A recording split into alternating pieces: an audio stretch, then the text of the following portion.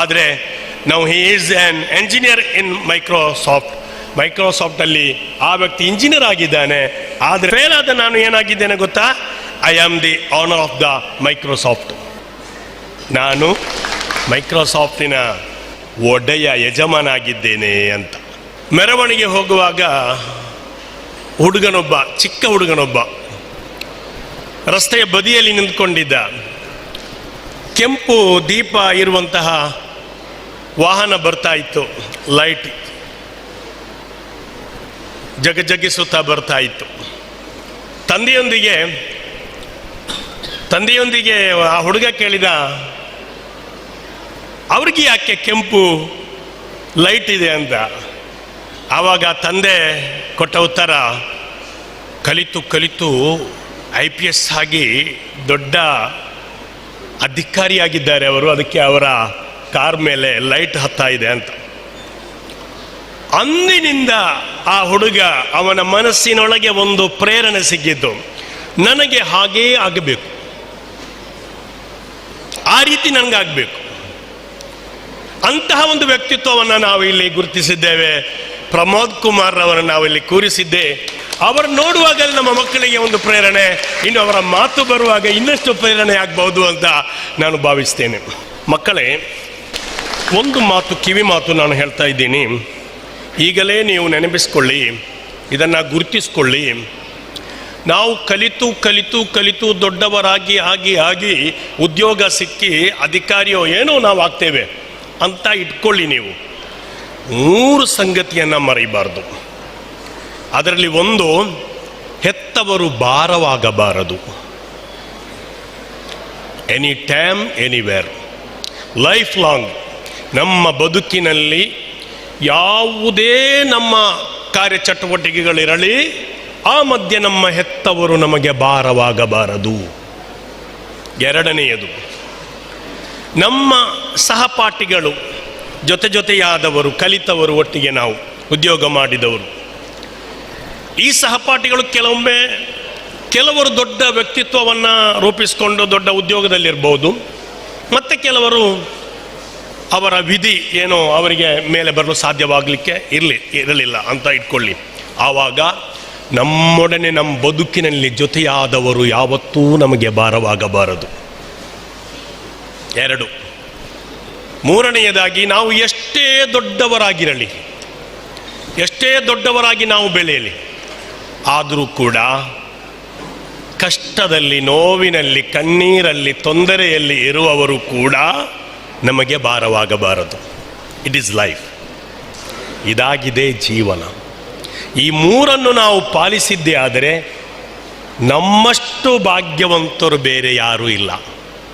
ಅದಕ್ಕಾಗಿ ಈ ಪ್ರಯಾಣ, ವಿದ್ಯೆ ಅನ್ನುವುದು ಅದು ಪ್ರಯಾಣವಾಗಿರುತ್ತದೆ. ಹೆತ್ತವರು, ನೀನು ಯಾಕೆ ಸ್ವಿಚ್ ಆಫ್ ಮಾಡಲಿಲ್ಲ, ನೀನು ಯಾಕೆ ಚಪ್ಪಲಿ ಸರಿಯಾಗಿಡಲಿಲ್ಲ, ನಿನ್ನ ಬಟ್ಟೆ ಯಾಕೆ ನೀಟಾಗಿಲ್ಲ, ನೀನು ಯಾಕೆ ತಡವಾಗಿ ಬಂದೆ, ಪ್ರಶ್ನೆ ಮೇಲೆ ಪ್ರಶ್ನೆ ಮಾಡ್ತಾ ಇರ್ತಾರೆ. ಅದು ನಿಮಗೆ ಭಾರವಾಗ್ತದಾ? ಅದು ನಿಮಗೆ ಭಾರವಾಗುವುದಿಲ್ಲ. ಯಾವಾಗ ಗೊತ್ತಾ? ಹಾಗೇ ಪ್ರಶ್ನೆಗಳನ್ನು ಕೇಳ್ತಾ ಬೆಳೆದಂತಹ ಒಬ್ಬ ಹುಡುಗ, ಅವನೇನು ಮಾಡ್ತಾನೆ, ಒಂದು ಇಂಟರ್ವ್ಯೂಗೆ ಹೋಗ್ತಾನೆ. ಅಲ್ಲಿ ಯಾರೂ ಇರಲಿಲ್ಲ. ಆ ಇಂಟರ್ವ್ಯೂನಲ್ಲಿ ಎಂಟ್ರೆನ್ಸ್ ಬಾಗಿಲಲ್ಲಿ ಯಾರೂ ಇಲ್ಲ, ಚಪ್ಪಲಿಗಳೆಲ್ಲ ಅಸ್ತವ್ಯಸ್ತವಾಗಿ ಇತ್ತು. ಆವಾಗ ನೆನಪಾಯಿತು, ತಂದೆ ಹೇಳಿಕೊಟ್ಟದ್ದು, ಚಪ್ಪಲಿಗಳನ್ನು ನೀಟಾಗಿಡಬೇಕು ಅಂತ. ಆತ ಅದನ್ನೆಲ್ಲ ನೀಟಾಗಿಟ್ಟ. ಒಳಗೆ ಹೋದಾಗ ಸುಮ್ಮನೆ ಫ್ಯಾನ್ ತಿರುಗ್ತಾ ಇತ್ತು, ಸ್ವಿಚ್ ಆಫ್ ಮಾಡಿದ. ಇನ್ನೇನು ಅಲ್ಲಿ ನಲ್ಲಿಯಲ್ಲಿ ಬೇಸಿನ್ ಕಡೆ ಹೋದಾಗ ಅಲ್ಲಿ ನೀರು ಹೋಗ್ತಾ ಇದ್ದು, ಅದನ್ನು ಆಫ್ ಮಾಡಿದ. ನೆನಪಾಯಿತು ತಂದೆ ತಾಯಿ ಹೇಳಿಕೊಟ್ಟದ್ದು. ಹಾಗೆ ಅದನ್ನು ಒಂದೊಂದು ಅವ್ಯವಸ್ಥೆಯಾಗಿ ಕಂಡಂತಹ ಪ್ರತಿಯೊಂದನ್ನು ಸರಿ ಮಾಡಿ ಹೋಗಿ ಅಲ್ಲಿ ಇಂಟರ್ವ್ಯೂಗೆ ಕೂತ್ಕೊಳ್ತಾನೆ. ಅವನಿಗೆ ಒಂದು ಲೆಟರ್ ಬರುತ್ತದೆ, ನಿನ್ನನ್ನು ಆಯ್ಕೆ ಮಾಡಲಾಗಿದೆ ಅಂತ. ಇಂಟರ್ವ್ಯೂ ನಡೆದೇ ಇಲ್ಲಲ್ಲ. ಆವಾಗ ಅಲ್ಲಿ ಆ ಕಂಪನಿಯ ಬಾಸ್ ಹೇಳ್ತಾರೆ, ವಿದ್ಯೆ ಮುಖ್ಯ ಅಲ್ಲ, ನೀವು ರ್ಯಾಂಕ್ ಎಷ್ಟು ಪಡೆದಿದ್ದೀರಿ, ಮಾರ್ಕ್ ಎಷ್ಟು ಪಡೆದಿದ್ದೀರಿ ಅನ್ನೋದು ಮುಖ್ಯ ಅಲ್ಲ. ನಿಮ್ಮ ಬದುಕಿನಲ್ಲಿ ಅವುಗಳನ್ನು ಯಾವ ರೀತಿ ಪ್ರಾಕ್ಟಿಕಲ್ ಆಗಿ ಅಳವಡಿಸಿಕೊಂಡಿದ್ದೀರಿ. ಆದ್ದರಿಂದ ಇಲ್ಲಿ ರ್ಯಾಂಕ್ ಪಡೆದವನಿಗಿಂತ ಈ ಕಂಡದ್ದನ್ನೆಲ್ಲ, ಈ ಅವ್ಯವಸ್ಥೆಯಾಗಿ ನಿಂತಿದ್ದನ್ನೆಲ್ಲ ಸರಿ ಮಾಡ್ತಾ ಬರ್ತೀಯಲ್ಲ, ಇದು ನಮಗೆ ಬೇಕಾಗಿರೋದು. ನೀನು 100% ಇಂಟರ್ವ್ಯೂನಲ್ಲಿ ಪಾಸ್ ಆಗಿದ್ದೀಯಾ, ಆದ್ದರಿಂದ ಇಂದಿನಿಂದಲೇ ನಿನಗೆ ಉದ್ಯೋಗ, ನಿನಗೆ ನೌಕರಿ ಇದೆ ಅಂತ ಹೇಳಿ ಆ ವ್ಯಕ್ತಿಯ ಸೆಲೆಕ್ಟ್ ಆಗ್ತಾನೆ. ಅದು ನಮ್ಮ ಬದುಕಿನಲ್ಲಿ ನಾವು ಅಳವಡಿಸಿಕೊಳ್ಬೇಕು. ಮಕ್ಕಳೇ, ನಿಮಗೆ ಒಂದು ತಾಕತ್ತು ಇದೆ. ಅದು ಎಲ್ಲಿ ಇದೆ ಅಂದರೆ, ಹಿಮಾಲಯದಲ್ಲಿ ಹುಡುಕಬೇಡಿ, ಕಡಲ ತಡಿಯಲ್ಲಿ, ಕಡಲ ಅಡಿಯಲ್ಲಿ ನೀವು ಹುಡುಕಬೇಡಿ. ನಿಮ್ಮೊಳಗೆ ಇದೆ.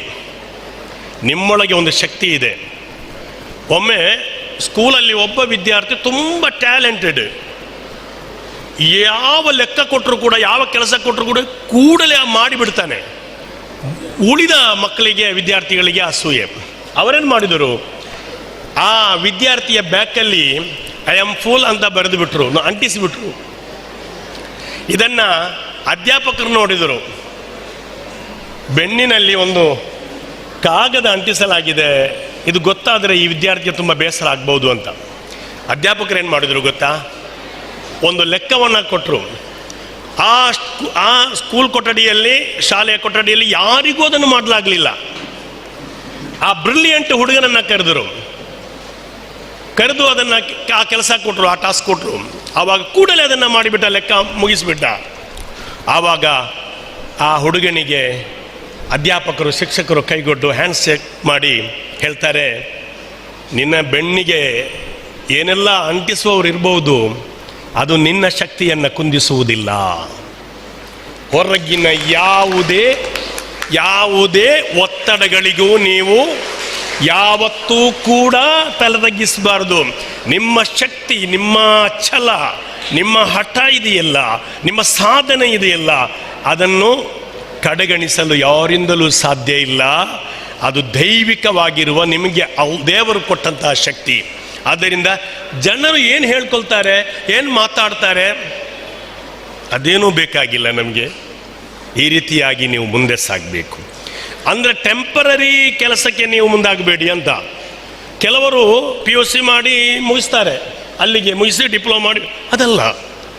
ಹೈ ಕ್ವಾಲಿಟಿ ದೊಡ್ಡ ಇವತ್ತಿನ ವ್ಯವಸ್ಥೆ ಏನು, ಇವಾಗ ನಮಗೆಲ್ಲ ಆಸೆ ಆಗ್ತಾ ಇದೆ. ಒಂದು ವೇಳೆ ನಮ್ಮ ಚಿಕ್ಕದರಲ್ಲಿ ಇಂತಹ ವ್ಯವಸ್ಥೆಗಳು ನಮ್ಮ ಹಳ್ಳಿಗಳಲ್ಲಿ ಇದ್ದರೆ, ನಮ್ಮ ಕುಗ್ರಾಮ ಇವರಿಗೆ ಗೊತ್ತು. ಇವರು ಬೆಳೆದದ್ದೇ ನಮ್ಮ ಬೆಳ್ತಂಗಡಿಯಲ್ಲಿ.